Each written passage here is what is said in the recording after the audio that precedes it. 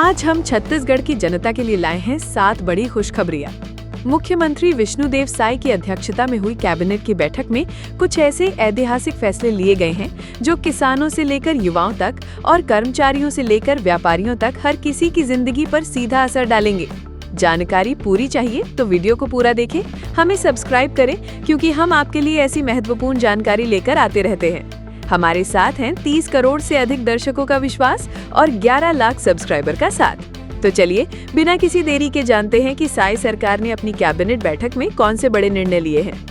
सबसे पहली और सबसे बड़ी खबर है हमारे अन्नदाता किसानों के लिए। सरकार ने कृषक उन्नति योजना को और भी ताकतवर बना दिया है।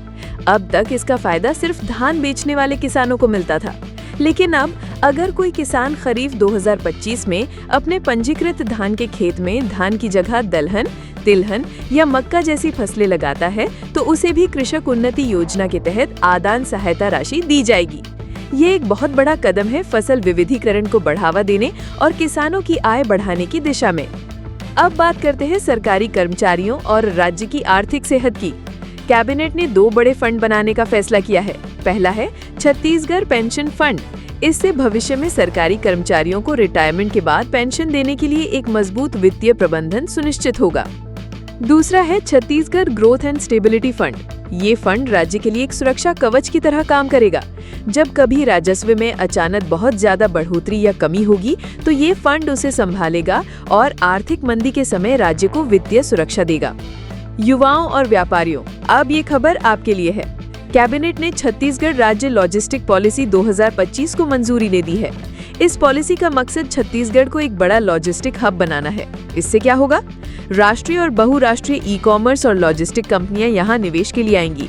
राज्य में भंडारण क्षमता बढ़ेगी, जिससे उद्योग, व्यापारी और किसानों को सस्ती स्टोरेज सुविधा मिलेगी। ड्राई पोर्ट और इनलाइन कंटेनर डिपो बनने से हमारे छोटे उद्योगों और स्थानीय उत्पादों को दुनिया के बाजारों तक पहुंचने का मौका मिलेगा। और सबसे जरूरी, इससे हजारों युवाओं के लिए रोजगार के नए अवसर पैदा होंगे। सरकार ने व्यापार और जीवन को आसान बनाने के लिए भी एक बड़ा फैसला लिया है। छत्तीसगढ़ जन विश्वास विधेयक 2025 को मंजूरी दी गई है। इसका उद्देश्य कुछ कानूनों के छोटे मोटे उल्लंघनों को अपराध की श्रेणी से बाहर करना है। इससे अनावश्यक अदालती मामलों में कमी आएगी और व्यापार करना आसान होगा। इसके साथ ही रायपुर, राजनांदगांव, जगदलपुर, कांकेर, महासमुंद और कोरबा में पुराने और जर्जर सरकारी भवनों की जमीन पर रीडेवलपमेंट योजनाओं को भी मंजूरी मिली है, जिससे इन शहरों का चेहरा बदलेगा।